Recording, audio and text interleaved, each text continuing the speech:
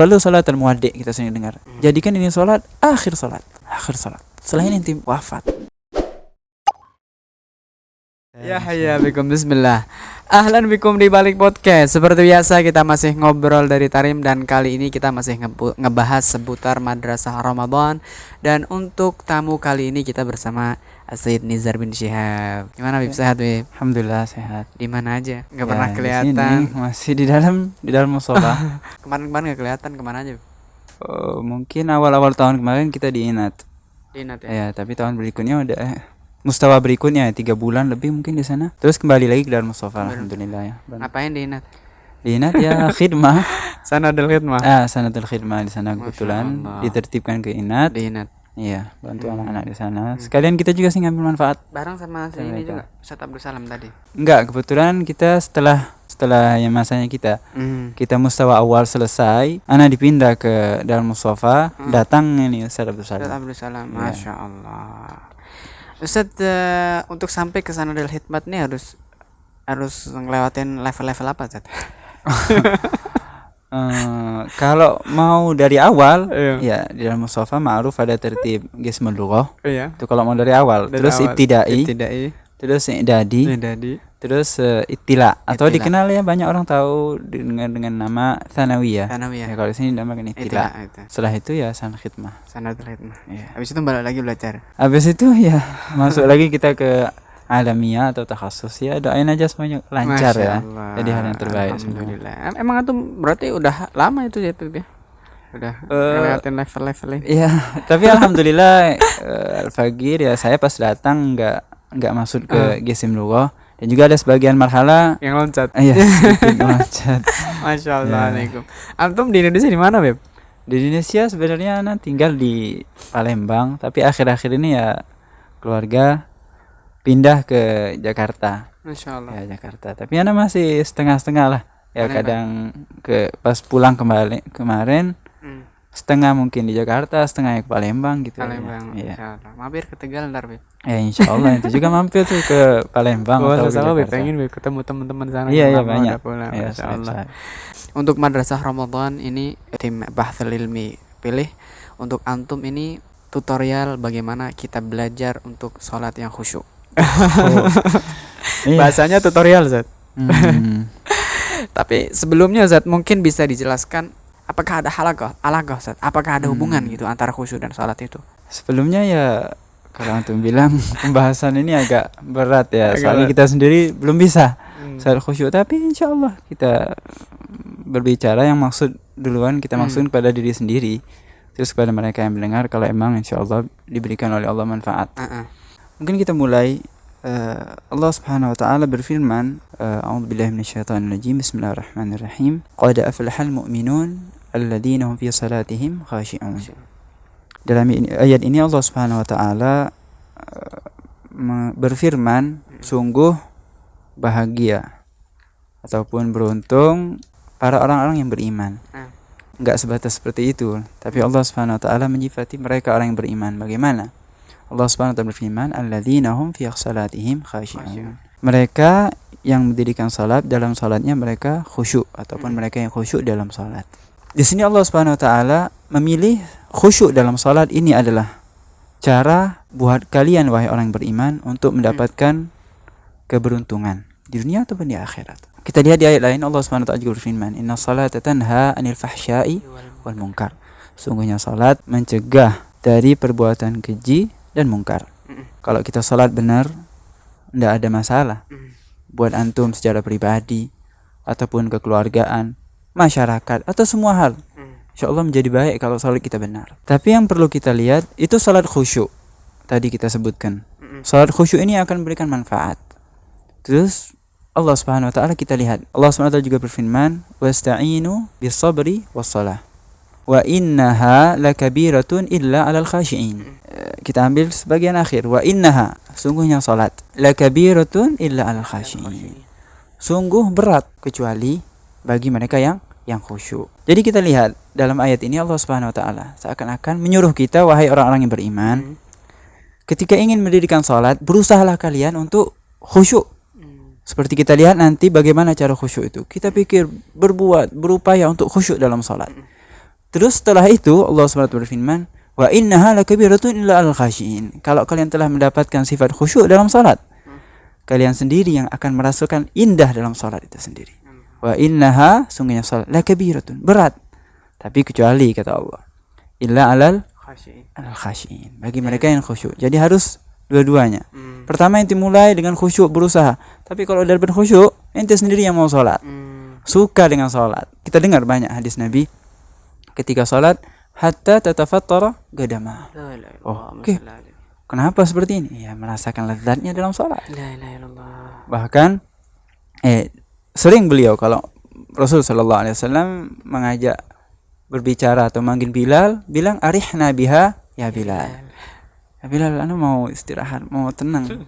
Ya Allah, mau salat. Ini orang yang telah merasakan nikmat khusyuk dalam salat. Seperti itu juga banyak daripada ulama yang kita lihat, dan banyak lagi. Di antaranya di tempat ini Hadramut kita dengar Habib Muhammad Jamalul Lail. Katanya kalau setiap malam, kalau malam Qiyamul Lail itu salat cuman mengulangi satu ayat. Innal ladzina amanu wa amilus salihati sayaj'alu lahumur rahmanu wudda. Beliau mengulangi kalimat wudda satu malam itu sampai fajar. Ini artinya mereka orang yang tahu, memahami makna salat, merasakan lezat dalam salat. Jadi hal yang harus, hal yang harus. Nah, kalau kita ngomongin khusyuk dalam salat, kita udah tahu perbedaan alagah ataupun hubungan antara khusyuk dan salat ini kan. Nah, sebenarnya apa sih arti khusyuk dalam salat itu? Kita sering dalam salat ada namanya hudur, ada namanya khusyuk. Apa namanya hudur? Hudur dalam salat ataupun khusyuk dalam salat. Walaupun kalau secara ijmal secara garis besar semua itu sama, saling masuk. Tapi kita nukil dari kitab Risalah Al-Jami'ah, mu'allifnya Ahmad bin Zain, beliau berkata, kalau arti hudur huwa an ya'lama ma yaqulu wa yaf'al. Orang ini ketika salat sadar apa yang mereka lakukan. Ana sekarang takbir, Allah yang paling besar, paling agung, ruku, i'tidal, sujud, sadar, bukan lupa masuk salat pikirannya di mana enggak tahu. Terus ada lagi namanya khusyuk. Khusyuk ini tadi apa tadi? Itu tadi hudur. Hudur. Hudur. Jadi menghayati. Dia sadar sekarang bah. lagi salat. Kalau kita ini kebanyakan lupa, kadang lagi salat, kita sendiri juga seperti Allah itu. yastur. Semoga Allah maafilah insyaallah. Yastur lana waj'alna minal khashiin. Amin insyaallah. Ada lagi namanya khusyuk. Kalau khusyuk ini sukunul a'dha. Sukunul a'dha wa hudurul qalb wa tadabburul qiraa'ah wa tafahumiha. Artinya sukunul a'dha, mantap, rapi. Allah. Ini tidak mungkin didapati kecuali ente sadar ente ini lagi di mana. Siapa yang melihat ente? Kalau ente hadir datang, mau salat, mau takbir, yang lihat ente ini Allah. Tahu semua perbuatan ente. Beri taufik ente buat salat. Sadar. Kalau udah sadar, hadir, tidak mungkin gerak. Seperti itulah Rasulullah SAW pernah lihat di antara sahabat dalam salatnya ya'bath bilihyati, lagi mungkin berbuat apa sih dengan ya'bath dengan hal yang tidak perlu. Mainin atau hal yang tidak perlu, tidak tahu kita apa yang nampak. Tapi ketika beliau melihat itu, beliau bilang, "Law khasya'a qalbu hadza la khasha'at jawarihu." Kalau hatinya khusyuk, ini semua anggota tubuhnya akan khusyuk, mantap. Ini sukunul a'dha wa hudurul qalb, hadir sama Allah. Waragib, melihat Tuhan sekarang ruku, sujud. Semua akan kembali kepadanya. Kita akan bertemu dengan Allah. Ini salat amal yang pertama kali dilihat. Kalau diterima, amal yang lain diterima. Kalau enggak, kalau sadar seperti ini, orang akan datang salat dengan khusyuk, dengan rapi, sadar. Terus tadabburul qiraa'ah wa tafahmuha, berusaha memahami apa yang dia baca. Walaupun ijmali cukup secara global gitu, memahami. Ini maksudnya doa, ini berharap, ini minta kepada Allah. Ini sebagian kita bilang mungkin garis sedikit dari makna khusyuk ataupun hudur dalam salat. Jadi kalau hudur ini belum tentu khusyuk. Kalau kita lihat makna sekedar. Kalau khusyuk itu pasti hudur. Pasti hudur. Keutamaan khusyuk di dalam salat, dan apakah di situ ada ancaman bagi orang-orang yang lalai ataupun orang-orang yang enggak khusyuk di dalam salat ini? Kalau keutamaan khusyuk dalam salat ya telah kita singgung tadi di ayat pertama ketika Allah berfirman, "Qad aflahal mu'minun." Siapa mereka? Alladzina hum fi salatihim khashi'un. Terus salat yang diterima, yang dianggap akan memberikan fawaid yang besar pada kehidupan ini orang hamba Allah di dunia ataupun di akhirat, salat yang khusyuk. Itu hadis tadi kita lihat. Rasul sallallahu alaihi wasallam bersabda, "Inna awwala ma yunzaru fihi min amalil abdi yaumal qiyamati as-shalah." Pertama kali lihat adalah salat. Bakal dipertanggungjawabkan. Pertanggungjawabkan di hadapan Allah. Diriwayatkan awwalu ma yuhasabu yaumal qiyamati as-shalah. Salat. Kalau salatnya benar diterima, amal yang lain insyaallah diterima oleh Allah. Tapi sebaliknya, kalau salatnya tidak diterima, ya yang lain mungkin tidak diterima. Ya. Di samping itu lezah dalam ibadah. Seorang hamba kalau udah merasakan khusyuk dalam salat, Allah tidak mau ninggalin salat. Seperti itu mungkin hal yang harus kita dapatin dalam salat. Adapun ancaman, mungkin kita singgung di antara ancaman ya. Kita lihat itu Imam Al-Ghazali rahimahullah. Menurut beliau khusyuk hudur dalam salat ini hal yang wajib. Allah. Artinya kalau yang tidak khusyuk ya salat ente repot. Beliau bilang seperti itu. Walaupun kalau kita lihat, kita baca dari kitab beliau, akhir-akhir syekh beliau bilang bukan hudur semua salat ya. Kalau hudur semua salat agak susah ya, khusyuk semua salat hadir. Tapi beliau bilang walaupun dengan takbir yang pertama kali Allahu Akbar itu hadir. Ini Imam Ghazali. Tapi kebanyakan jumhur ataupun fuqaha tidak mewajibkan hal yang berurusan dengan hati. Walaupun kita adab kita dengan Allah Subhanahu wa taala ya harus khusyuk. Bagaimana ente ngadab Allah yang melihat hati ente, tapi ente cuma dari badan tapi hati ente tidak perhatian. Tidak mungkin. Innallaha la yanzuru ila ajsadikum wala ila suwarikum walakin yanzuru ila qulubikum. Ini yang harus kita pahami walaupun artiin. Semuanya Allah Subhanahu wa taala tidak memandang dari jasad kalian ataupun zahir kalian. Walakin yanzuru ila qulubikum. Tapi Allah Subhanahu wa taala memperhatikan, melihat apa yang ada dalam hati kalian. Jadi kita dalam salat, walaupun ulama fikih berbicara salatnya gobul, tidak wajib qadha, tapi kita harus sadar ya, harus berusaha untuk menghadap Allah Subhanahu wa taala secara khusyuk. Di antara lain juga kalau ancaman Imam Sufyan Ats-Tsauri, beliau pernah berbicara, man lam yakhsha fasadat salatuh. Fasadat salatuh. Orang yang tidak khusyuk ya salatnya ya perlu dibenarkan ya. Baik. Dan juga kita tutup akhir ya, Hasan Al-Basri juga pernah berbicara, kullu salatin la yahduru fihi al-qalb fahiya ila al-uqubati asra. Setiap salat yang tidak hudur dalamnya, salat ini mungkin lebih dekat akan menjadikan hal yang ukubah ataupun ancaman lah dari Allah Subhanahu wa taala. Insyaallah Allah memberikan kita khusyuk dalam salat. Oh ya Habib, ini sebelum kita masuk ke poin berikutnya mungkin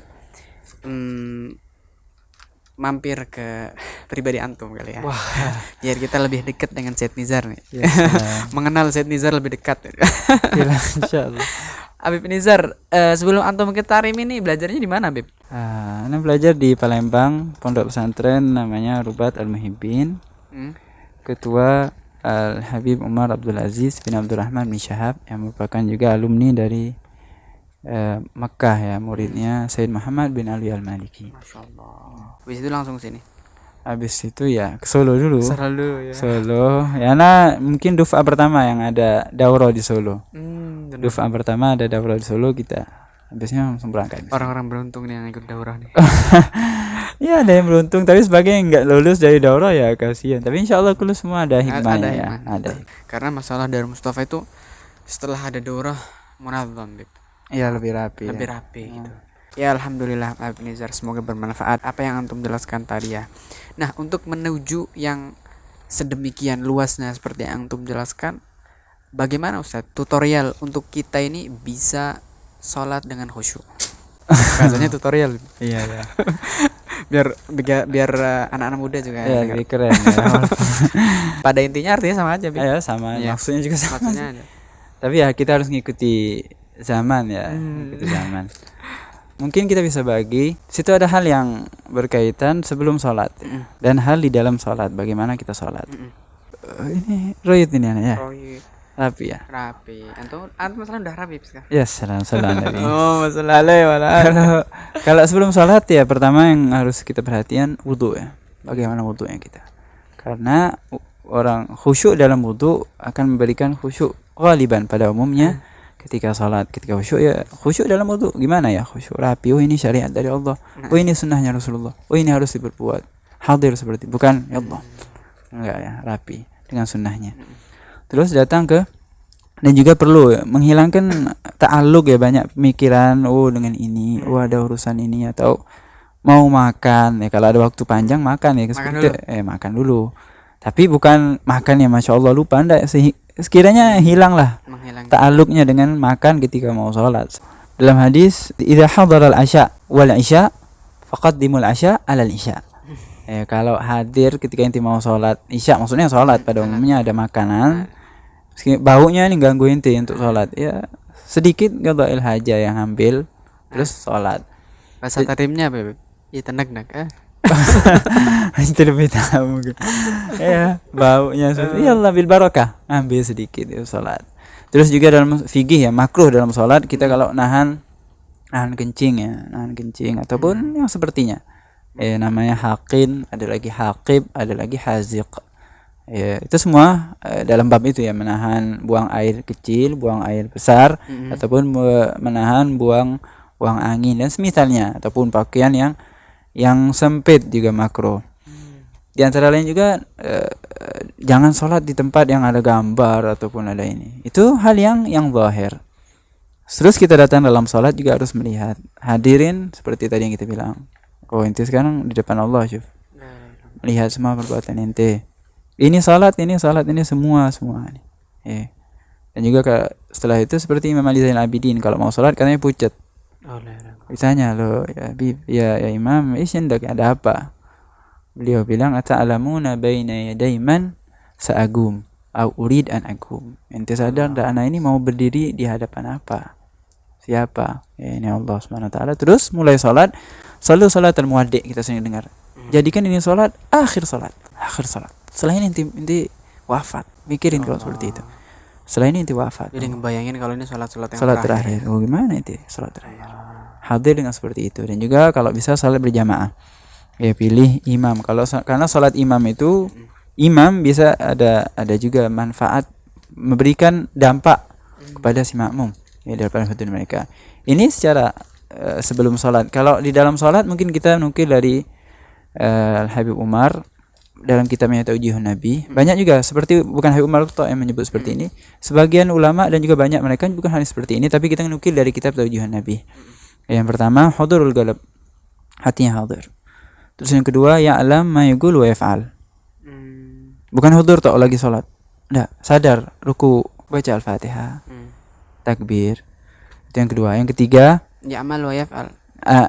Nafham ma'na ma yaqul wa yaf'al. Faham apa yang dilakukan sekarang, ruku, sujud. Hal yang paling mulia itu taruh dalam pijakan orang. Artinya inti ini di bawah semua sesuatu Allah Subhanahu wa taala. Yang ketiga, al-ijlal wa ta'zim. Apa ijlal ta'zim? Hadir dengan hati tapi inti juga takut. Oh ini di depan inti hal yang paling agung Allah Subhanahu wa taala. Dan yang keempat, ijlal, mengagungkan Allah Subhanahu wa taala, wa ta'zim tapi ma'al haibah. Apa arti ma'al haibah? Inti takut ini Allah yang azim, tapi inti takut mungkin salatnya tidak diterima. Itu hadir dengan rasa takut. Ya Allah, berusaha ya Rabb terima ini hamba yang dhaif. Inti udah bawa anak salat, inti udah taufikin anak buat salat. Ya terima ya Rabb, terima. Dengan itu. Terus yang kelima, ar-raja. Apa arti raja? Berharap. Artinya berharap, inti takut tapi inti juga mengharap pada Allah, ya Rabb, anak ini dhaif, anak tidak mampu ya Rabb. Salatnya mungkin salat terakhir. Inti yang bawa anak ya Rabb, inti yang beri taufik buat anak takut tidak terima, tapi inti karim ya Rabb. Inti tidak mungkin bawa anak bawa salat terus diazab, enggak. Raja, berharap diterima. Terus yang terakhir, al-haya. Apa haya? Rasa malu. Setelah salat, atau lagi salat ya Rabb, ini diberi sholat, diberi waktu sholat, ingat dengan Allah, dibawa, tapi setelah ini sebelum ini anak banyak maksiat, tapi ditarik haya, dikumpulkan ini sifat. Kata beliau, orang yang salat seperti ini insya Allah salatnya ditulis di antara salat orang-orang yang khusyuk. Insya Allah Allah mudahkan kita ya untuk melakukan salat seperti ini. Ini cuma sedikit, seakan-akan kata mereka ini pintu. Kalau yang tidak seperti ini ya setiap hari lebih luas. Ya khair Habib, Masya Allah, semoga bermanfaat apa yang kita obrolin tadi. Dan obrolan yang kita obrolin tadi menjadikan inspirasi, edukasi, dan juga inovasi buat teman-teman yang ngedengerin dimanapun berada. Insya Allah ketemu di next video. Subhanakallahumma wa bihamdika asyhadu an la ilaha illa anta astaghfiruka wa atubu ilaik.